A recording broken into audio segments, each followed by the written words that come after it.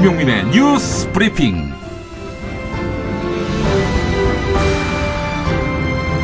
안녕하십니까. 2017년 10월 6일 금요일 한가위 특집 김용민의 뉴스 브리핑 김용민입니다. 안녕하세요. 성우 은정입니다. 이제 다음 주 화요일이면 또 일상으로 돌아가게 될 텐데요. 석 달을 달릴 에너지 잘 축적해두고 계십니까? 쉬는 게 노는 것이고 그래서 이것은 허비하는 것이다 이렇게 생각하시는 분들 많은데요. 결코 그렇지 않습니다. 적절한 휴식은 몸과 마음의 약이 될 겁니다. 네, 약사이기도 한 은정 씨 말씀 새겨 듣겠습니다. 네. 2017년 한 해 뉴스를 김용민 파일로 돌아보는 시간 특집 김용민의 뉴스 브리핑 잠시 후에 오겠습니다. 슈퍼맨은 행복할까? 이제 우리가 감사를 전해야 할 때입니다. 공익제보자를 지원하고 약한 자를 위해 헌신하는 공익단체와 공익활동가를 지원하겠습니다. 검색창에서 아름다운 재단. 허리가 아파요. 아랫배가 나와요. 골반이 바로서야 건강도 아름다움도 바로섭니다. 바디로직을 입으세요. 토크밴드의 입체적인 탄력이 틀어진 골반을 바로잡습니다. 간편하고 확실한 골반 교정 타이즈 바디로직. 야, 근데 홍어가 진짜 그렇게 몸에 좋아? 아니 끝내준다니까. 근데 비싸지? 열나 싸고 열나 맛있는 홍어가 있다니까. 어디? 알싸한 홍어. 네이버 검색창에 알싸한 홍어를 검색하시고 1599-6456 전화 주문도 가능합니다. 학교에서는 어휘 개념을 하나하나 설명해줄 시간이 정말 부족하잖아요. 그럼 어떡하죠? 어휘 공부의 정석. 초등어휘 3천, 초등어휘 5천. 검색창에 초등어휘 3천을 쳐보세요. 소화도 잘 안 되는 밀가루 음식만 찾는 식구들. 참 걱정이네. 이제 이런 걱정 끝. 믿을 수 있는 남도 먹거리 쇼핑몰이 있으니까요. 100% 우리쌀로 만든 현미 쌀국수와 현미 누룽지로 가족의 건강을 책임집니다. 포털에서 남도 먹거리를 검색하세요.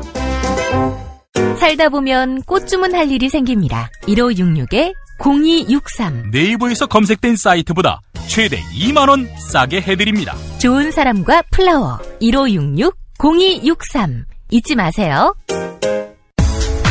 운전자를 위한 꿀팁 7,000원 운전자 보험 카페. 실손, 부모님 건강, 자녀 보험도 안내해드립니다. 02849-9730.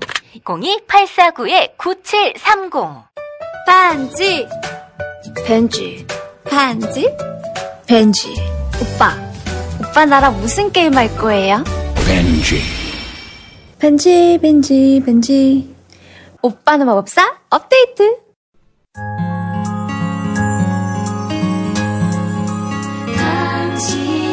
정직한 뉴스 보자관 김용민과 주파수를 맞춘다. 새로운 아침 특별한 선택 김용민의 뉴스 브리핑. 김용민의 뉴스 브리핑.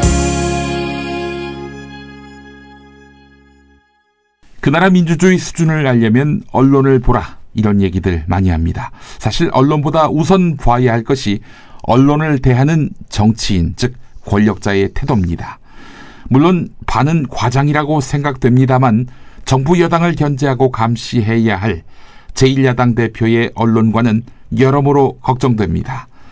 6월 27일은 당대표 선거에 출마한 홍준표 현 자유한국당 대표의 언론관을 다뤘는데요. 들어보시죠. 내가 막말한가 한번 대보십시오. 어떤 말을 막말을? 뭐 여러 가지 있죠. 뭐. 말씀하세요. 죽자 시리즈라고. 지난 4월 대선을 앞둔 관훈클럽 조청 토론회. 홍준표 자유한국당 후보가 박자균 동아일보 논설위원에게 그러면 이수진 장군이 생적사, 사적생 그것도 막말이네. 죽자는 이야기 아닙니까? 그것도 막말이네. 언론에 대해 평소 쌓인 게 많은 홍준표 당시 후보. 5월 3일 부산에서 신문에 대해 맹폭. 민주화된 지금 어떻게 언론이 이렇게 좌편향돼가지고 좌파가 집권하면 겁이 나니까 이놈의 신문 이게 신문이냐? 문재인 찌라시지 이게 신문이냐? 문재인 찌라시지 내가 그랬어요. 홍준표 종편에 대해서도 불만 폭발. 이놈의 종편이 요즘 보면 하루 종일 편파 방송만 해요. 하루 종일 편파 방송만 하니까 요즘 종편이라고 그래요. 종일 편파 방송한다고. 그래서 내가 집권하면 이 종편 2개는 없애버려야 되겠어요.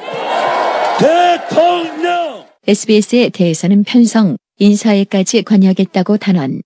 저 밑에 SBS 있나? 예, 저기 있어요. 저기 있어요. 8시 뉴스는 보지 마세요. SBS 딴 거는 내가 막 드라마는 보시고 8시는 MBC 뉴스 보세요. 그 뉴스 그거 보지 마세요. 네, 집권하면 SBS 8시 뉴스가 싹 없애버리겠습니다. 홍준표! 그 사장이야. 보도본부장 그 다 목을 잘라야 됩니다. 대선 후 홍석현 전 중앙일보 JTBC 회장을 향해 신문 갖다 바치고 방송 갖다 바치고 조카 구속시키고 겨우 얻은 자리가 청와대 특보자입니다. 생즉사 사즉생의 자세로 언론과 맞서는 홍준표 전 후보. 자유한국당 당대표 후보로 나와서는 마지막 남은 방송이 2방송이 있습니다. KBS, MBC입니다. 그거 장악하려고 지금 온갖 국리를 다 하고 있습니다. 우리 야당에 당권을 지게 되면 정권의 나팔수로 전락한 언론은, 신문은 절도운동을 할 겁니다. 이 보지 말자. 그리고 방송은 시청 거부 운동을 할 겁니다. 보지 말자. 이 나라의 절반에 해당하는 반대 세력들이 움직이면 언론도 어떤 꼴을 당하는지 우리 한번 보여줍시다. 고용노동부는 김장겸 사장 등 MBC 경영진에 대해 부당 노동 행위가 인정된다며 기소 취지로 사건을 검찰에 이첩했습니다. MBC에 더해 KBS의 상당수 구성원들은 사장과 이사장의 교체를 요구하며 파업투쟁을 전개하고 있습니다. 한편 자유한국당은 이것이야말로 문재인 정부의 공영방송 장악 시나리오다, 이렇게 비판하고 있는데요. 공영방송 사장의 교체, 이거 안 된다는 겁니다. 그런데 어째 일관성이 부족해 보입니다. 8월 24일자 김용민 파일로 가보시죠. 2008년 이명박 대통령 정부와 여당인 한나라당이 KBS 정연주 사장의 사퇴를 압박할 당시 한나라당 차명진, 김정건 대변인, 정연주 씨 본인이 코드 인사, 편파 방송의 대명사입니다. 그 입으로 임기 보장, 정치적 중립을 이야기한다면 믿을 국민이 어디 있겠습니까? KBS 정영주 사장이 물러나는 것이 곧 세상이 바뀌었다는 신호입니다.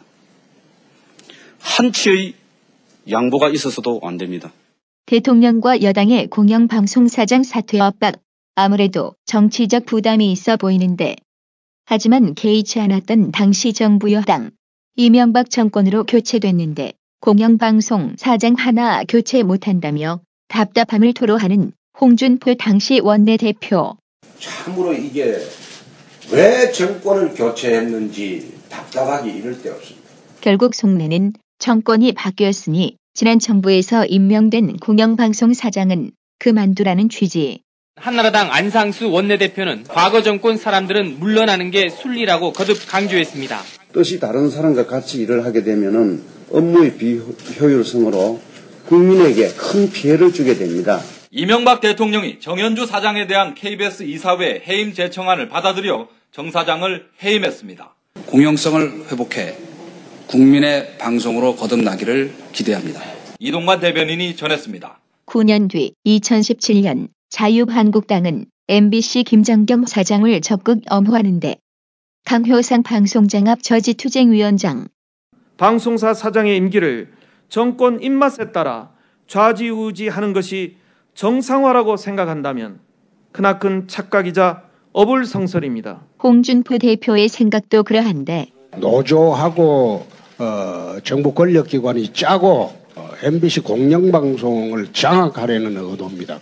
하지만 지금 남아있는 게 어떻게 보면 유일하게 MBC밖에 없습니다. 강효상 위원장, 현 정부의 MBC 감독에 대해 이런 코멘트를 하기도. 참으로 내로남불격 발언이 아닐 수 없습니다. 2008년과 2017년은 같은가, 다른가? 2008년에 해임된 정년주 전 KBS 사장. 만약에 문재인 정부에서 저한테 하듯이 온갖 그 권력기관을 총동원해서 불법적으로 얼토당토 않는 그런 죄목을 뒤집어 씌워서 하는 그거는 안 되는 건데 말이 안 되는 거죠. 다만 KBS, MBC 지도부, 경영진, 사장, 이사회 이사장 같은 분들은 사원들에 의해서 탄핵이 된 상태입니다. MBC 파업의 진원지는 지역 MBC였습니다. 모든 지역 MBC의 대주주는 서울 MBC인데요. 지역 MBC는 그동안 세월호 문제 등에서 서울과 판이한 태도를 취했습니다. 그리고 파업 국면에 이르러서는 뉴스 오프닝 멘트와 클로징 멘트에서 서울 MBC를 강도 높게 질타했습니다. 9월 4일 김용민 파일 들어보시죠. 그제 서울 MBC 뉴스데스크. 김장겸 사장을 계속 소환하려는 것은 언론사로서의 MBC 위상을 무너뜨리고 현직 언론사 사장 망신 주기에 다름 아니라고 비판했습니다. MBC는 짜맞추기식 조사의 결과 설사 사장이 구속되더라도 방송 독립과 자유라는 헌법 정신을 지키기 위해 모든 희생을 불사할 것이라는 입장을 다시 한번 밝혔습니다. 문화방송은 MBC 사장에 대한 체포영장 발부는 방송 장악을 위한 현 정권의 만행이라며 강력히 규탄한다는 성명을 발표했습니다. 한편 지역 문화방송 자체 뉴스 시간. 과연 같은 MBC인가 의문을 자아내게 만드는데 우선 지난 촛불 국면 당시 MBC라의 방송국. MBC 개쓰레기야 이것들은. 맞아요. 나 MBC 제일 싫어한다. 이 같은 시민의 목소리를 여과 없이 내보냈던 대구 MBC. 지난 금요일 클로징 멘트에서 조재한 앵커. MBC 노동조합이 다음 주 월요일부터 총파업에 들어갑니다.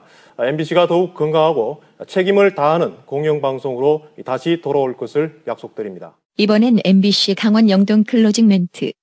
조규환 앵커. 언론노조 MBC 본부 구성원들은 다음 주부터 잠시 일손을 놓기로 했습니다.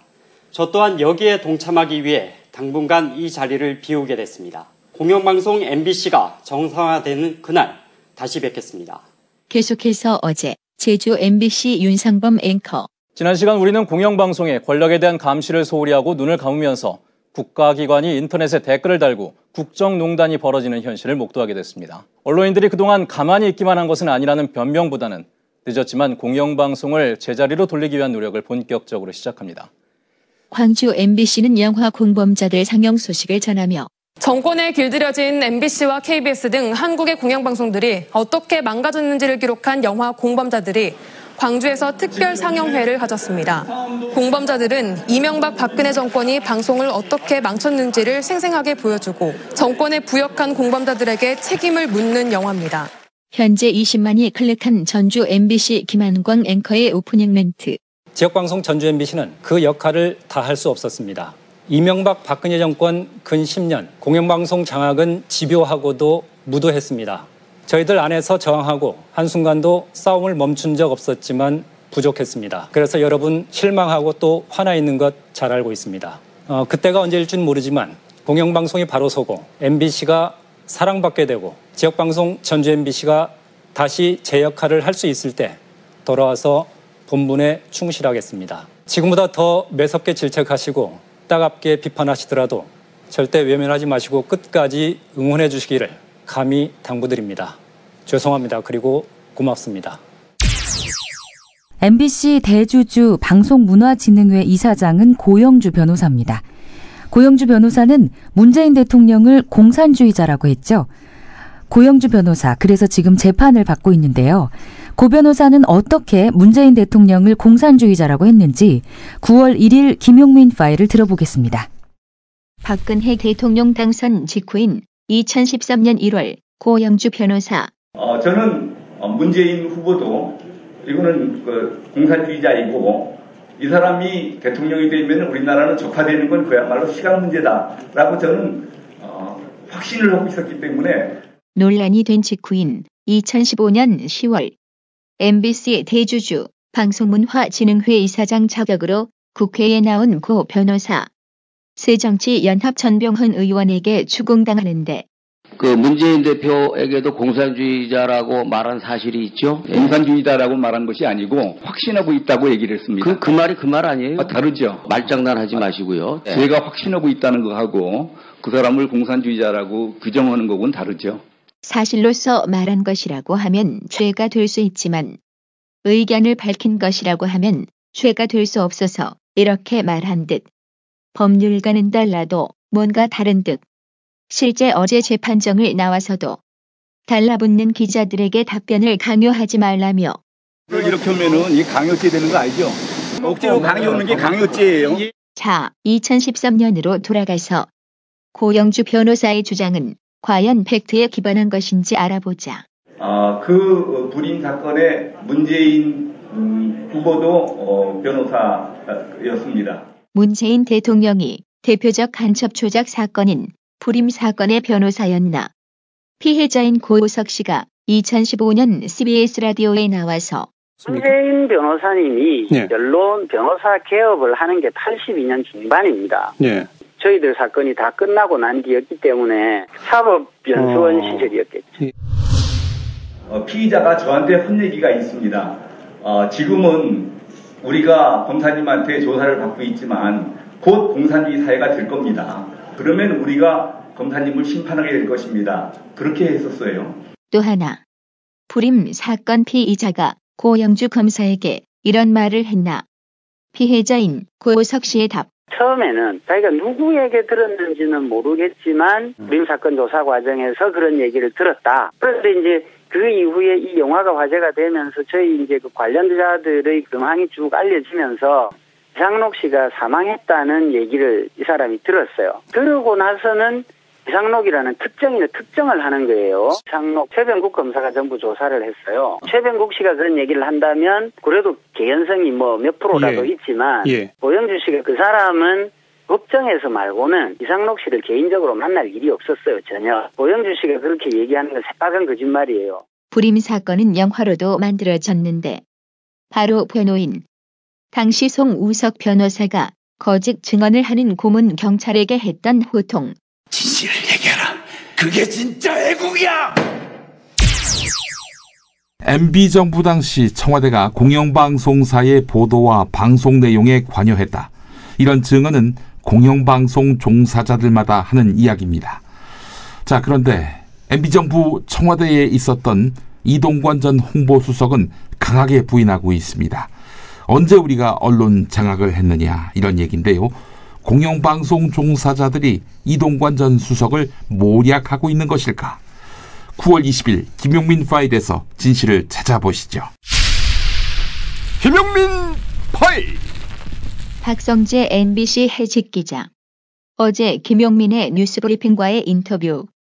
이동관 씨가 공사석에서 계속 MBC, KBS는 손봐야 된다. 특히 MBC는 문제가 많은 방송이다. 당시 제가 노조위원장이었기 때문에 사석에서 그걸 들은 사람이 저한테 전해준 사람들이 많이 있습니다. 제가 올 초에 이동관 씨가 반기문 전 사무총장의 캠프에 들어갔다는 얘기를 듣고 제가 페이스북에 글을 쓴 적이 있습니다. 언론 장악에 이렇게 혐의를 받고 있는, 더군다나 이런 아주 노골적인 방법으로 해고 언론인을 양산하고 사장을 무리하게 갈아치우고 노조를 완전히 파괴하는 그런 공작을 벌였던 MB정권 언론 장악의 장본인인 이동관 씨를 영입한 반기문 후보의 의도가 뭐냐? 당신도 언론 장악을 하겠다는 거냐? 저는 이런 뜻에서 이제 그 글을 올렸던 건데 SBS 그 박진호 씨의 시사 전망대에서 이동관 씨를 인터뷰하면서 제 얘기를 거론해가지고 물어봤더라고요. 근데 당시 이동관 씨가 제가 무슨 해직 기자를 지금 블랙리스트 나오듯이 누구 해직시키라고 얘기한 것도 아니고 자기는 전혀 책임이 없고 제가 뭐 언론 장악을 했다는 것도 사실도 아니지만은 지금 그분들은 아주 그 노조 활동하면서 굉장히 그 회사 내에서도 여러 가지 충돌과 무리가 많았던 분들이잖아요. 근데 왜 저를 겨냥해서 그런 말씀하시는지 모르겠고요. 왜 이동관 전 홍보수석을 겨냥했는지 이제 알려드릴 시간입니다. 며칠 전 SBS 보도. 이명박 정부 시절 국정원의 공영방송 장악 시도와 관련해선 국정원 개혁위가 문건을 공개했습니다. PD수첩과 MBC 스페셜, 시사매거진 2580 등의 제작진 교체가 적시됐습니다. 노조 무력화를 위해 불법 파업과 업무방해 행위에 대해서는 엄중 징계하고 주동자는 적극 사법 처리에 영구 퇴출을 추진한다고 돼 있습니다. 이 문건은 2010년 5월 청와대 홍보수석실의 요청으로 작성돼 6월에 보고된 것으로 확인됐습니다. 가만히 있자. 국정원에게 공영방송 파괴 문건을 만들어달라고 한 2010년 5월 청와대 홍보수석이 누구더라. 당시 뉴스를 뒤져보니 이명박 대통령이 2년 전 촛불 시위에 참여했던 사람들 가운데 아무도 반성하는 사람이 없다며 정부 차원의 보고서 작성을 주문했습니다. 이동관 청와대 홍보수석이 전했습니다. 이동관 홍보수석은 다시 박성재 기자. 새빨간 거짓말이었다는 게 이번에 저는 이런 국정원 문건으로 다 드러났다. 이동관 전 홍보수석의 발언에 대한 박성재 기자의 평가. 이명박 전 대통령 발언으로 정리하자면 새빨간 거짓말입니다, 여러분. 하루 한 잔. 내 몸에 좋은 습관 새싹당 콩차. 추석 선물은 전창걸의 새싹당 콩차죠. 전화 구매는 070-8635-1288, 070-8635-1288. 업계 최초 2주 체험 정책으로 유명한 슈엔 침대, 더 편한 천연 통가죽 면피 소파도 출시하였습니다. 전시 체험장으로 오세요. 더 많은 혜택이 기다립니다. 어디에 있다고? 검색창에 슈엔 침대. 다이어트를 위한 꿀팁. 동결건조 채소와 곡물, 단백질, 그리고 효소와 비타민, 미네랄로 만든 다이어트 전용 그린 스무디로 하루 한두 끼만 바꿔 드세요. 비타샵에서 만나요. 노력한 만큼 내어주는 자연. 그 자연의 마음을 알기에 정성농장 홍삼. 검색창에서 정성농장 홍삼을 검색해주세요. 010-9754-6972. 그거 알아? 박대리가 군뱅이를 먹는다며? 술, 대화, 사람, 그리고 술자리에 필요한 마지막 한 가지. 살아서 집까지 술친굼. 재구매율과 후기가 좋은 술친굼을 지금 네이버에서 검색하세요. 정권 교체를 함께 염원하는 판촉물 쇼핑몰 네피알. 기념품, 답례품, 기왕이면 네피알로 인터넷 검색창에 입력하시거나 032-519-4800으로 전화하세요. 카카오톡 아이디는 네피알. 중국 대륙에 휘몰아친 충격 정치 실화 13억분의 1위 남자. 아사히 중국 특파원이 목숨 걸고 취재한 시진핑 권력 승기의 비밀 13억분의 1위 남자. 도서출판 레드스톤. 언론의 암흑기, 당신의 뉴스 길라잡이, 김용민 브리핑. 생방송은 SBS 라디오 애플리케이션 고릴라와 서울, 인천, 경기 FM 103.5 SBS 러브 FM, 부산 FM 105.7 KNN 러브 FM으로 아침 6시 20분부터 함께하실 수 있습니다. 대한민국 최고의 뉴스 전달자 김용민. 그를 월요일부터 금요일까지 아침마다 만나보세요. 당신들은 가해자다. 피해자인 우리는 당신들의 파업을 지지한다. 이게 무슨 말일까요?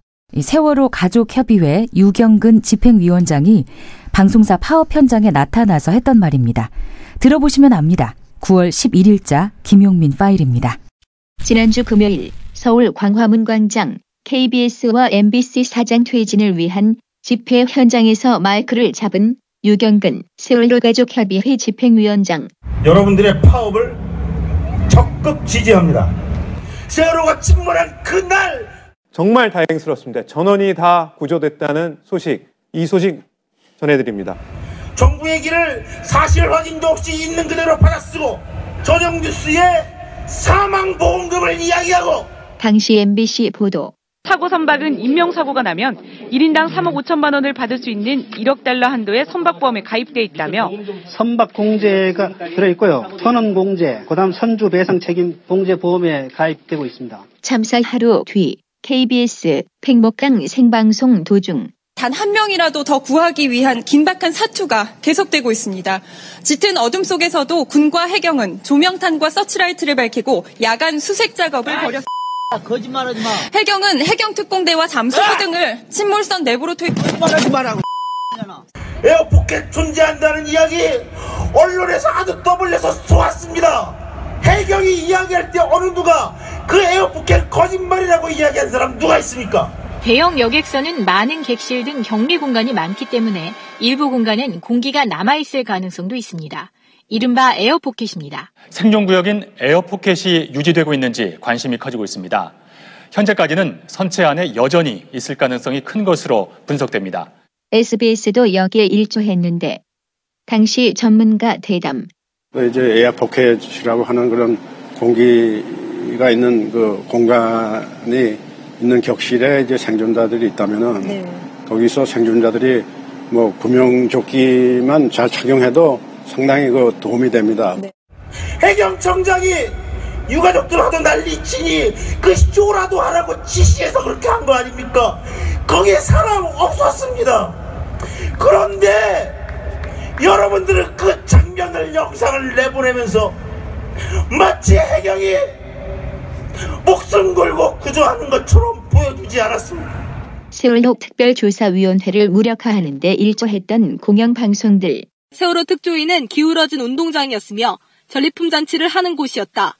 아무것도 하지 않았기 때문에 아무것도 할 수 없었던 곳이라며 세월호 참사 특별조사위원회의 예산 신청 내역입니다.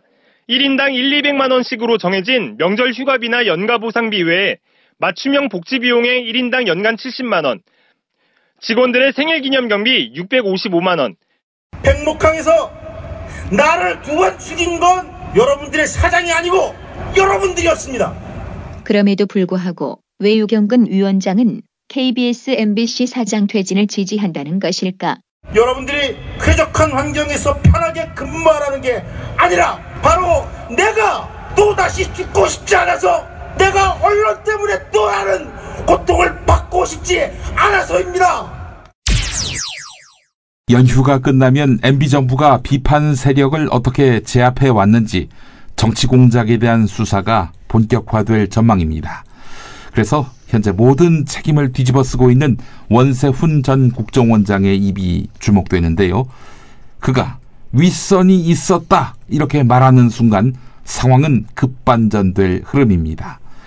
한때 정치 공작 안 하겠다, 정치적 중립성 지키겠다던 원세훈 전 원장의 약속, 8월 30일 방송에서 확인해 보시죠.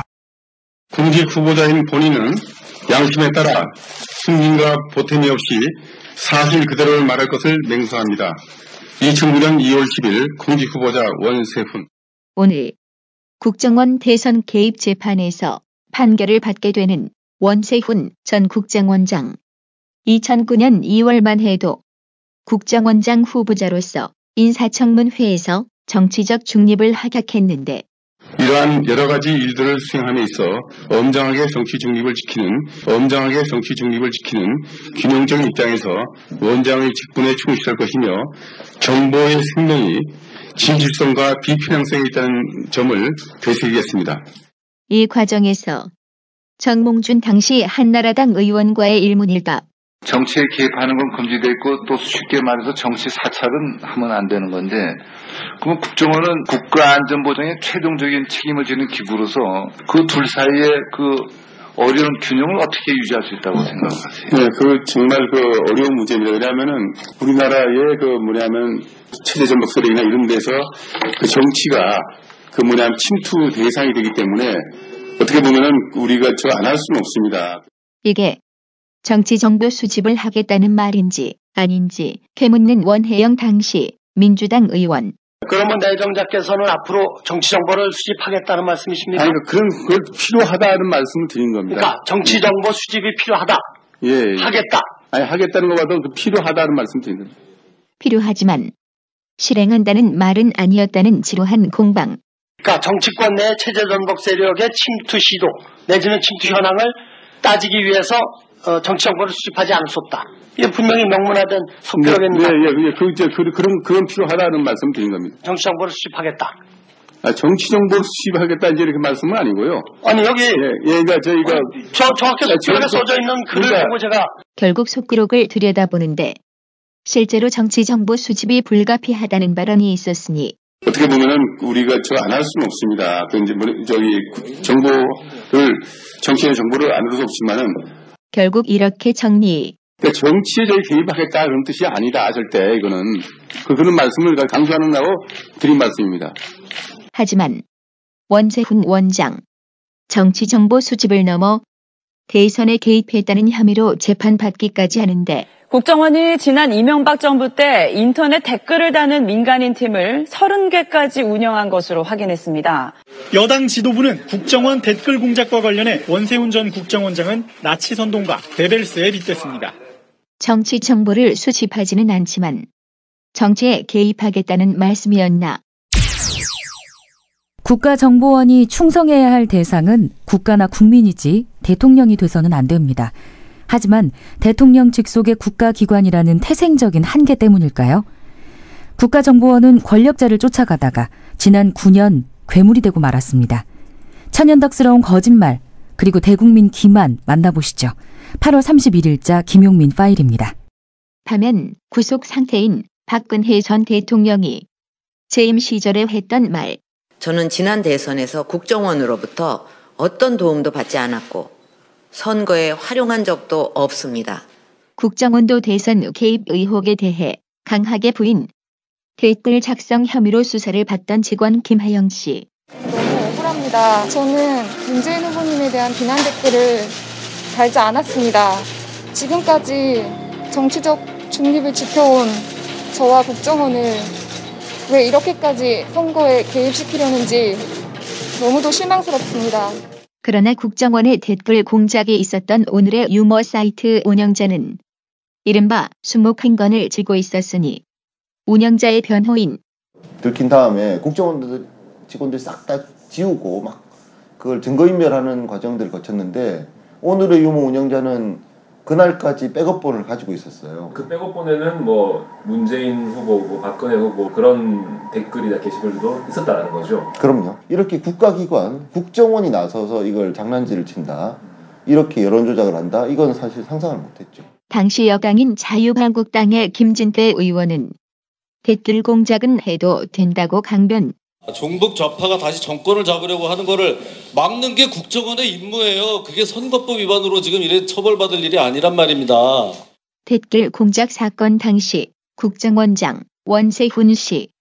지난 2월 SBS 그것이 알고 싶다와 가진 인터뷰. 그러니까 그건 말도 안 되는 얘기고 전혀 그런 사실이 아닌 거를 가지고 나한테 뒤집어 씌운 거니까 그렇게 마시면 돼요. 댓글 자체를 내가 쓰라고 지시한 적이 없어요. 그러나 국정원이 정권이 바뀌자 원세훈 전 원장 시절에 생생한 내부 회의록을 검찰에 증거로 제출했습니다. 2011년 11월 회의에선 뭐든지 선제 대응해야 한다.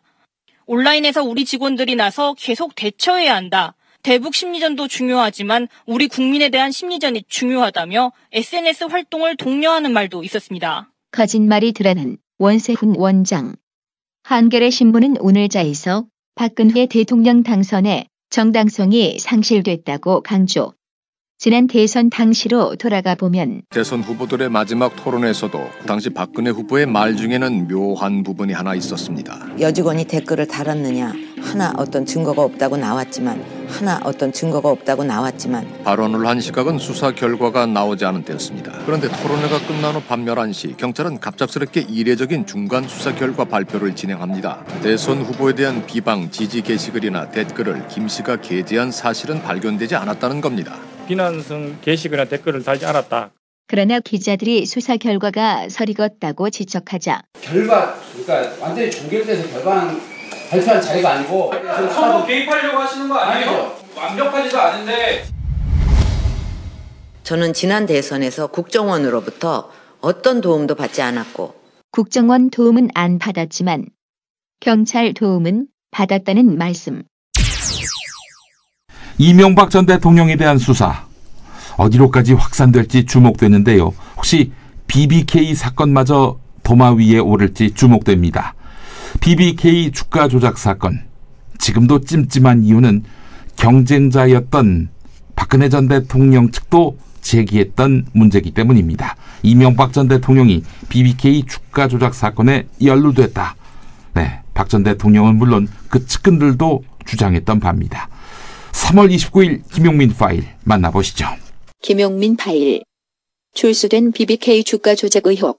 김 씨는 코스닥 기업 옵셔널 벤처스의 주가를 조작하고 300억 원대 회사 돈도 횡령한 혐의로 8년간 복역한 뒤 만기 출소했습니다. 앞서 2007년 김 씨는 이명박 당시 한나라당 대선 후보가 옵셔널 벤처스를 인수한 BBK의 실소유주라고 폭로했지만 검찰과 특검은 김 씨 단독 범행으로 결론 내렸습니다.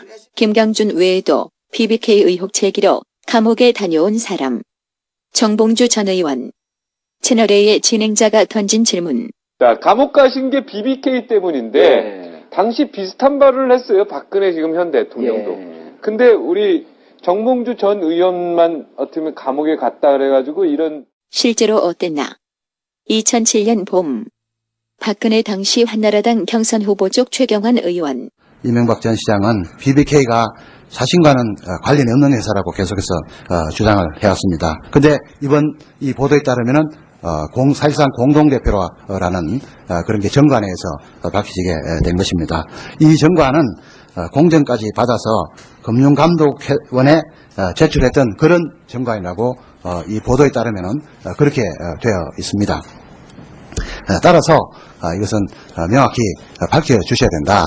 그런 최경환이 2009년 대통령이 된 이명박으로부터 지식경제부 장관으로 내정됐고 국회에 나와 청문회를 받는데 당시 야당 의원의 추궁이 이어지고 BBK에 대해서 아주 저격수 활동하시다가 이렇게 또 이명박 정부를 위해서 일하게 돼서 조금의 모순이 있다고 생각해서 최 후보자는 사실 근거 없는 허위사실 유포한 겁니다. 아닙니다. 저는 이제 단순히 언론에 보도된 이것을 확인을 좀 해달라. 그는 그 이후에 그 재판 결과에 따라서 이 사실 무근인 걸로 밝혀진 걸로 그렇게 알고 있습니다. 하지만 박근혜 후보는 BBK가 이명박의 것이라고 단정했는데 주가 조작으로 수많은 사람들에게 피해를 준 BBK는 누구의 회사인가? 오늘 아침 신문에 실제 주인이 우리 당의 모 후보라는 비밀 계약서까지 있다고 나왔습니다. 제2의 김대업이다. 정치 공작이다. 아무리 외쳐봤자 서류 한 장만 나오면 어쩔 수가 없습니다. 차명 보유에, 위장 전업에, 위증 교사에, 금품 살포에, 거짓말까지. BBK 주가 조작 의혹. 새로운 진실이 있나? 아니면 여전한 마타도인가? 뭐 도곡당이 어떠다고요? BBK가 어떠가요? 새빨간 거짓말입니다, 여러분. 저는 그러한 삶을 살아오지 않았습니다, 여러분. 누가 나에게 돌을 던질 수 있습니까, 여러분? 연예인이 사회적 발언을 하면 위험하다. 여러분은 동의하십니까? 물론 연예인은 대중의 지지와 인기를 먹고 살기 때문에 행동과 언행에 각별히 주의를 기울여야 하겠지요. 하지만 국가기관이 나서서 연예인의 말과 행동을 통제한다면 그런 나라 민주국가 아니겠지요. 연예인 블랙리스트를 다룬 9월 15일 방송 함께하겠습니다. 2009년 5월 노무현 전 대통령 국민장 사회를 본 방송인 김재동 씨. 자, 이제 우리 바보 대통령, 그러나 대한민국의 자랑스러웠던, 그리고 앞으로도 영원히 우리 마음속에서 자랑스러울 대한민국의 제16대 대통령 노무현 대통령님을 맞이하겠습니다. 또 노무현 전 대통령을 후보 시절부터 지지했던 가수 신해철 씨. 누가 노무현을 죽였나요?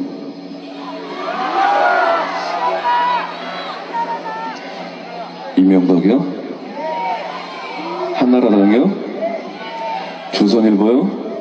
이들은 모두 국정원에 의해 블랙리스트에 등재됐는데 정치적 경쟁자의 지지자가 배제되는 것은 물론이고 실제로 임원회의 결정사항이라는 문서가 있다고 자사 직원들이 얘기를 했고 그래서 알게 됐고 그리고 실제로 출연을 못했던 부분이고 이런 것들을 통해서 KBS 내부 안에서 도대체 무슨 일이 일어나고 있는 것인지. 김미화 씨 등 예능 프로그램에서 활약하던 연예인들도 철퇴를 맡기는 마찬가지. MBC 명랑 히어로에 출연했던 가수 이한을 사실 어떤 지금 우리 시위에 그 진압하는 방식이 되게 제가 봤을 땐 구시대적이라는 그런 생각이 들거든요. 근데 카메라가 있는데도 그렇게 폭력적으로 진압을 하는데 카메라가 없었을 때는 더 그게 심각하게 더 상황이 생기지 않을까라는 그런 걱정도 들고.